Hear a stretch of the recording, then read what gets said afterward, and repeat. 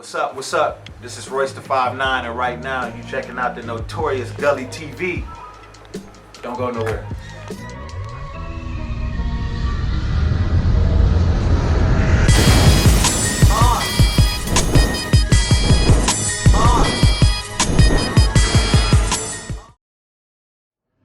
Unique flows ever, man. It was so dynamic, man. Hearing you on songs, it was refreshing. It was a very,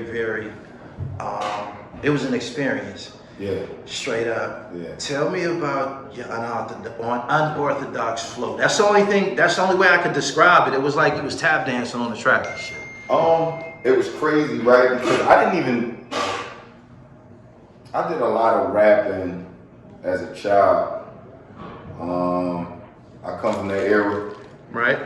The gold era of hip hop. So I was trying to rap. I was trying to emulate my older cousins. In that I didn't know how to rap. So I kind of kept that same unorthodox flow growing up because I didn't know how to rap. I didn't know how to ride a beat. Okay. And not knowing that I was actually riding the beat. And so, yeah, it was a natural progression. And, you know, yeah. Okay. Tell me, how did you go about meeting the Neptunes? Something I want to ask you. I'm gonna go back to THRU off the streets because I know my history. Oh, I see. I do. So, I just had to get that out. The Neptunes. Right, How did right. you meet them? I met the Neptunes. Actually, I was selling crack on. Unfortunately, I was selling crack on Most Wanted. There was a group called Most Wanted at the time. I was selling some work on a block. Philly's Most Wanted? Philly's Most Wanted. Bubonic and Little Man. That's my guys. They lived on another 100, and we hustled on another 100. Right. And you know, I was trying to support. I was married at the time. I had 3 kids at that time, and she was pregnant with another one. So I was out there doing what I had to do. I seen Pharell. I just had saw him on a video with Clipse. I didn't know who he was at the time, but I knew that he was somebody because he was in this video. I seen him. I seen Pusha. I seen but he was just walking up, perusing up the block by himself. In Philly? In Philly. Okay. And, obviously this guy's jumping out of the Porsche, so I'm like, well, who is he? And so I overheard him saying something over the phone to somebody like, yeah, there's a bunch of spitters out here, blah, blah, blah. And something just clicked in me and I was like, yo, bro, you need to hear the boy Rosco P. Yeah, so I was just like, you need to hear the guy Rosco P. And he sat there for about 5 minutes while I rolled up some weed, and he started to get irritated because my thing was everybody didn't know I could rap. So, back then, it wasn't the coolest thing to do. And so I wanted to keep it as low as I could because I didn't want everybody to crowd up. And so he began to get irritated, and I was like, yo, just come here, man. And I started rapping to him in his head. You remember what you spit? This is the game breaker. It got you signed, right? This was the game breaker got me signed, but it was so many years ago I can't remember. Right. To be honest, I really can't. He probably would. Okay. Right, but it was that long ago. I know it was something. I can't remember the opening line, but I know it caught his attention. And then at this time, Philly was just like filled with just so many different rappers. And the video shoot, it brought all the rappers out and it kind of started a cypher. And we just all was trading bars. And he was impressed and he just said, yo, man, get with me, man. Like, here, take my car, call me in a week. I called him in a week. Right. And it was on ever since. Damn. Yeah. Tell me what it was like and how you went about meeting Big Star from THRU off the streets. Just for those who don't, who ain't in tune, THRU off the streets was the Philadelphia Smack DVD. It was. Right? It was. What did THRU do for you? Too Raw let everybody know I could rap in the city. Everybody didn't know that I could rap, and so I began taking it seriously, or serious enough, when Big Star came with the camera. Right. And what that did was, you know, obviously cement my name in terms of hip hop when it came to the city. I wasn't with the battling. That wasn't my stick. You know what I'm saying? But in terms of just trying to rap, and to be honest, shout out to Big Star. He was feeding my ego, like, yo, you know you're hot. You know you're hot. And right. I didn't take myself and look at myself that highly, right? And so he gave me a real big boost of confidence. Word? In terms of, you know, my lyrical prowess, if you want to say. Right. You know what I'm saying? So, yeah, shout out to Big Star. He really gave me the confidence to go out there and be a rapper.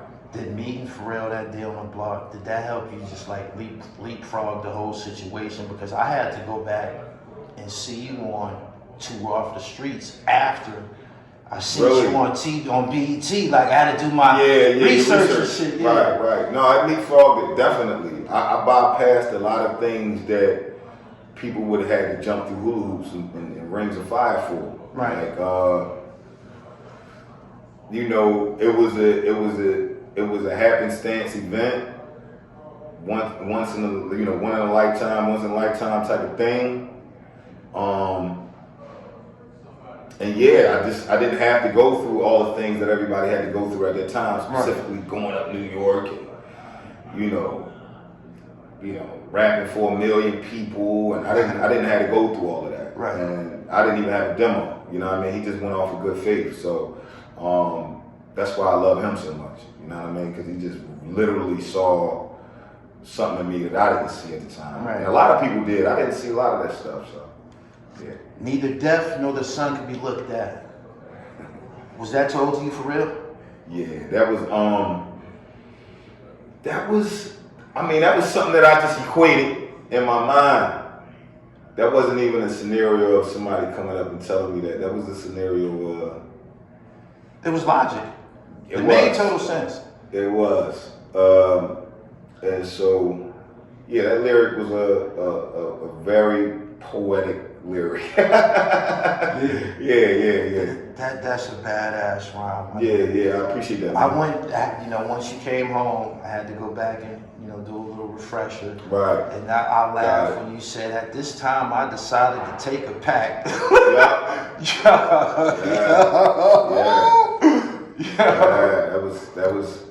that was real moments.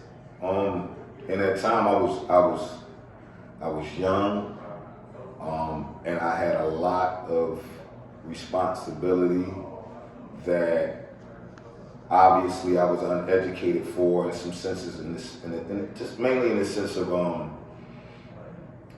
sometimes you, specifically when we're younger, either we're thrust into it or we take on responsibilities that we really don't have any idea the magnitude. So it was, children, I'm Muslim, so I got married Islamically, bills, obviously. And it was just a lot I was taking on at that time that kind of caused me to do a lot of the stuff that I was doing. You know what I mean? So, yeah. So there was some truth to the rhyme. Yeah, heck yeah. No doubt. Explain what you were wearing in that video.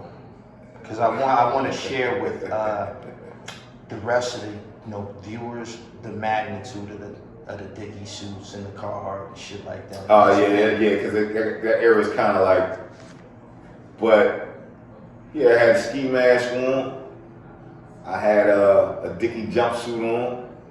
And at that time, that was the lay of the land, the lay of the street.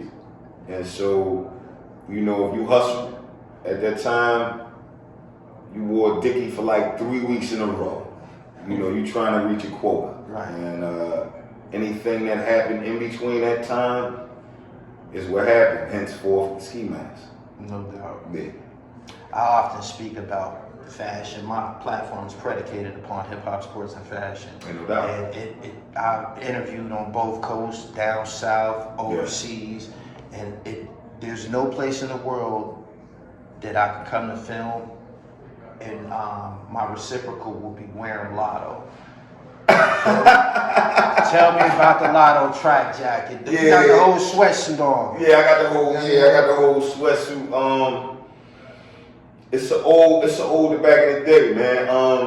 It's crazy because I remember when I was home in 07, and everybody was doing like this, what was it, like Rockaware. Obviously Pharrell was doing the BBC thing.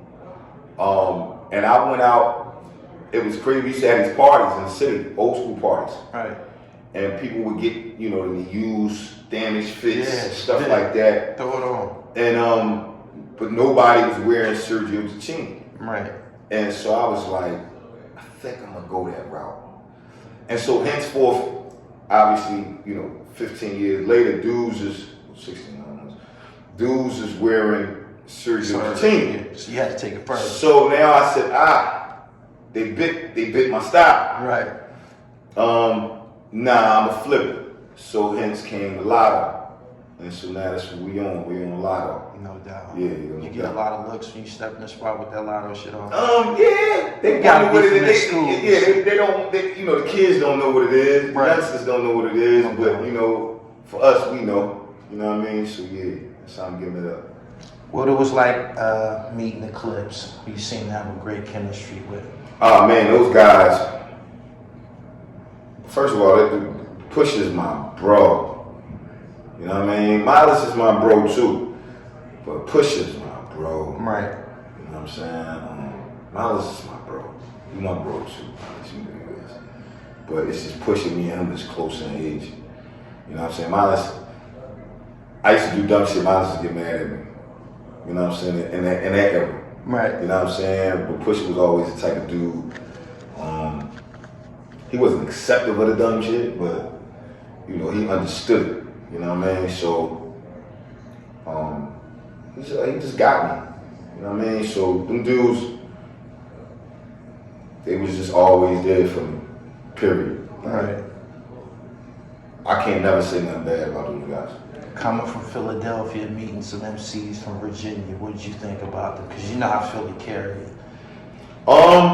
They wasn't too far from us.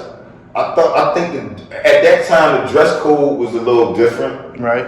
You know what I'm saying? Because, you know, when I met them, you know, the dress code was a little different. That was it. Otherwise,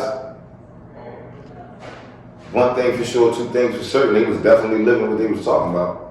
No doubt. We ended up finding that out. Yeah, they was definitely living what they was talking about. So, you know, but the transformation to see from then to now, you know, I'm proud to have been like to see, like right, the progression. You know what I'm saying? So yeah, that's my bros. Right in the middle of your popularity, I can't remember the name of this video, but you said, "Who wants to be a millionaire?" Me. What song is that? I'm thinking that was Delinquent. I'm thinking. Who all on that? I'm thinking that was Delinquent. Is that Delinquent? We ain't got no more lifelines. Yeah. You ain't telling the police. No, that was Goddamn. That was Hot Damn. You said that on there? Yeah, that was Hot Damn. That was me, Pusha T, the big homie, the Don, Ab Lava, and Miles. No Miles now. No doubt. Yeah. So that was the clip. Yeah. Pharrell just blacked out one night. He just went into his Beethoven bag. Right. You know what I mean? Just made up this joint. Got us all there, we laid it, and we just knew it was gonna be a hit. What year did you fall? 2008. Was life good back then? Life was okay. Life was okay. You know what I'm saying? What would cause someone who was experiencing success in music to end up in the situation that you ended up in? Not to get too specific, but it was circumstance. You know what I'm saying? Gotta survive. Right. And with these labels, you gotta wait. Yeah. Hurry up and wait. Right. Is what they constantly tell you. But while you waiting, life is going on. Right. You know what I'm saying? And it's not what people think. You think you just automatically gonna get on. You think you just automatically. When you got a deal, you still gotta work. Right? And it's a line. It's a hierarchy. So it was just we was waiting, my nigga. We was waiting. So it's true that you could be on BET, be on television, and still be and be pop. Yeah. You know what I'm saying? That happens. And you know, it was a trying time. I can just say that. During your incarceration, what type of love or support, recognition did you get from the hip hop community? If any at all. Keep it funky. I'm not reaching, digging for anything, but I gotta conduct. Nah, I want you to interview. I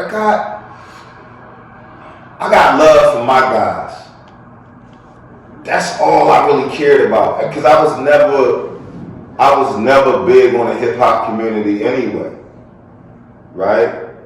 I feel like half of the dudes that was in it wasn't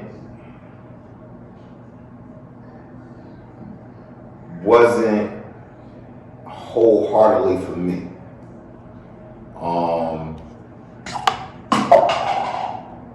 I know it was genuinely some dudes that really cared like about me. Specifically, shout out to Paul Kane, man. You know what I mean? Fabulous brother. Right.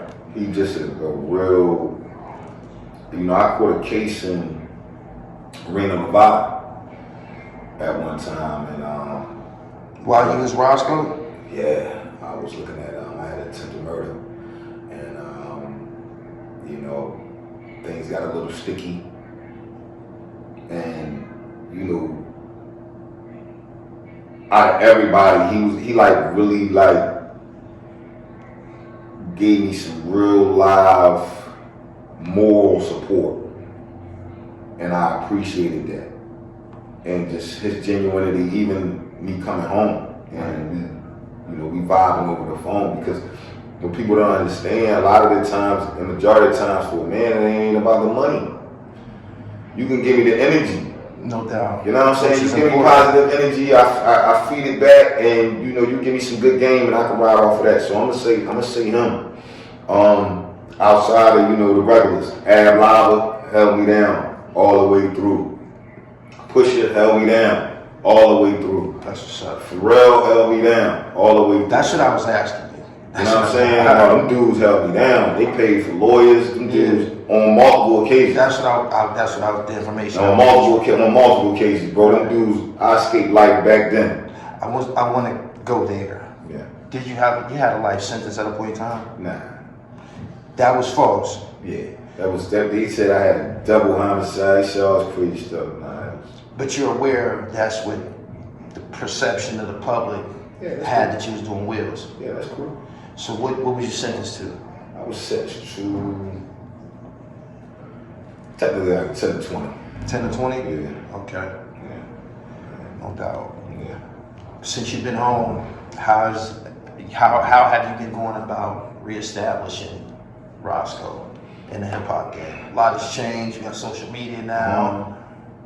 Well, the first thing I've been doing, I'm the archetype of what not to do. I'm the archetype of what not to be.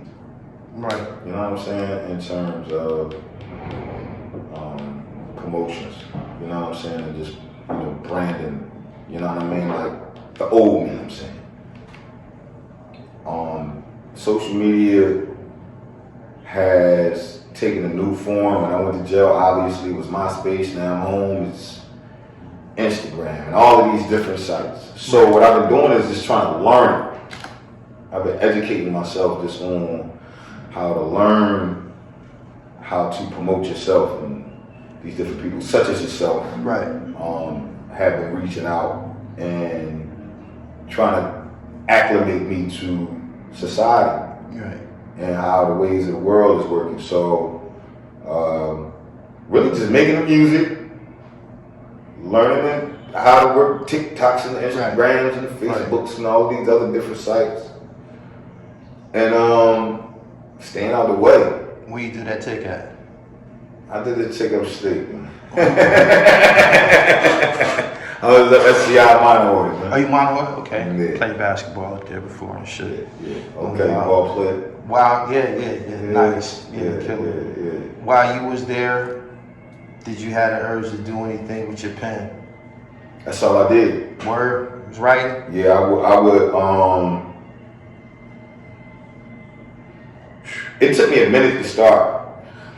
But the good thing is we had Cosmic Kev. We had, well, not in that particular place, but in the county, obviously, we had Cosmic Kev. And when I got up there, they had Sirius XM, the satellite radios on the television. Right. So I would stay in tune to the music and how it was elevated, because now we got genres in hip hop. It's not just, it's a lot of them now. it's a lot of them, right? Yeah. But if you were able to do that then, you'll be great now, right? So all of these different genres I understand, and I've studied it. Right. I pen, I be in my cell just writing. When I didn't feel like it, I worked out. When I didn't feel like it, I eat, get on the phone. Right. And when I didn't feel like that, snap on the guard, send me to the hole so I could be by myself. And when I get down there, it's usually when I write, like intensely. Right. Because now I'm by myself. You know what I'm saying? That's the best time to be solitude. No doubt. Yeah. The video with the 6'4", you was driving that for real? Yeah. Where was that filmed at? North Philly, 17th Jefferson. Oh yeah? Yeah. Where would y'all come up with a car like that in Philadelphia? Switches and all that? Who came up with that car? I think the homie Troy came up with that joint. They was actually trying to do a reenactment of Training Day. Okay. And they bought the Monte Carlo. But I was like, nah, I don't want the Monte Carlo. Like, that's, everybody's doing it. It's cliche. And it was funny because right after that, Little Scrappy had a joint riding in the Monte Carlo, right? And so my homie just popped up and was like, yo, I got this 6'4", man, this joint 3-wheel motion. So I said, yeah. I said, give me that. Right. And I was 3-wheeling around the hood. Ride through North Philly and switches and shit. Ride through North and switches shit on potholes. Right. Yeah. Who you like since you've been home? What do you think about the hip hop scene in Philadelphia since you've been home? I like it. I'm not super impressed, but I like it. I definitely like the main stage, right? The Meeks, the Uzis,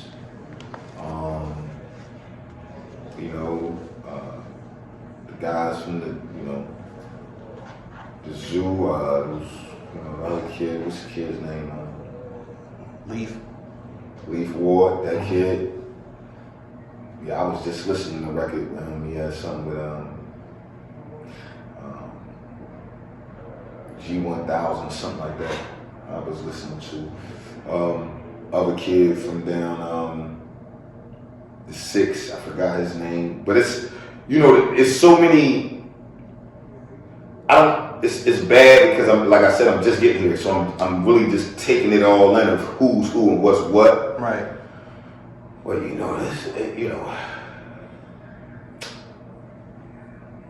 I I've listened to some of the music coming out of here, and I like that shit.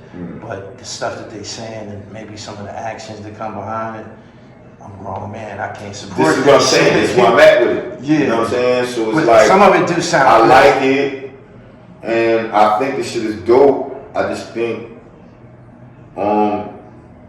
you know, when shit hit the lid, and you know, all it takes is the wrong word, and the nigga trying to push your muffin cap back blue. You feel me? So, you know, I keep it consent, but I like OT the Real. I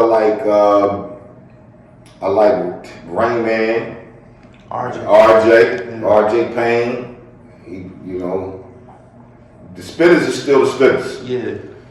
You know what I'm saying? The spitters are still the spitters. What did you think about when you came home? You seen that they were still here to do some Too Raw from the streets.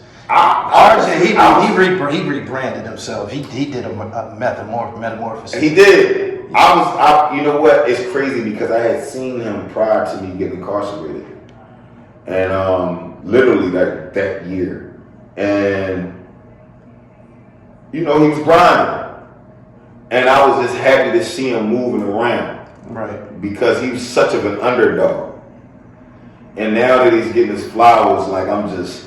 You know, I'm ecstatic. Right. Yeah, so I'm happy for him. But in terms of the youngsters that's doing it, it's a lot of them. So it's just like I gotta sit down with the music and I gotta see who's doing what. When you left, it was like a big thing to have a song, to make a song when you was a rapper. But now you can just get on social media and black out and catch fire like that and become somebody. Are you aware of that? You familiar with Bugsy situation? He was on Too Raw back in the day. Nah, well. Bugsy was doing some shit called, I think it was Freestyle Sundays or some shit. He would take an old school beat, just rip that shit up every Sunday. And he was uploading that shit to Instagram. And he caught fire. He's like way more relevant and really high profile. Hell yeah, than he was back in the day. Like he's Bugsy was down with Tim Down. Exactly. He's somebody else who rebranded himself and doing really well out here, just off bars. Good. I was just having a conversation with my homies, man. It's this group called High Society. Okay. These guys are like they're extremely musical, right? But me and this guy named Lester London, we were having a conversation, and he was signed to Wyclef at the time, back in the day. Right. But we were having a conversation, and like guys like Chill Moody has rebranded himself so much so like these dudes are getting like keys to the city and doing shit for like, you know, the Eagles. And, the social media, bad motherfucker, yeah. It's just like, what? What do you think about that? The bridge between the hip hop community and the pro athletes now and shit like that, like right there, like they want to be around. Like. Shit, you know, I mean, I think they always wanted to be around. I think they all, especially when they wanted to be around ever since AI and Shaq. No doubt. I think it was always a correlation. I think AI obviously made it more street, but I think it was always a thing where rap meets sports. No doubt. And now it's more or less the entire culture is embedded in sports. So we making a lot of money off it. You see what Jay-Z doing? Yeah. You know what I'm saying? So you know. Hip hop was created in the park, they say. Niggas was out there hooping. listening to the, you know what I mean? Yeah. It goes hand in hand. When can these people expect the return of Rosco, project, film, like what you about to do? You home? Well, actually, it's crazy. I'm shooting a documentary now. And we're gonna pitch it to a few people. I'm currently working on an EP and also a full-blown mixtape and also an album. I'm doing all of these things at once because I got so much. So you strapped? Okay. I'm super strapped. The album's pretty. It's gonna be like 8 songs. It's called Last Night Should Have Never Happened. And it's just gonna give you a full tutorial of from then to now. Dope records. So you wrote a pilot and reenacted your situation.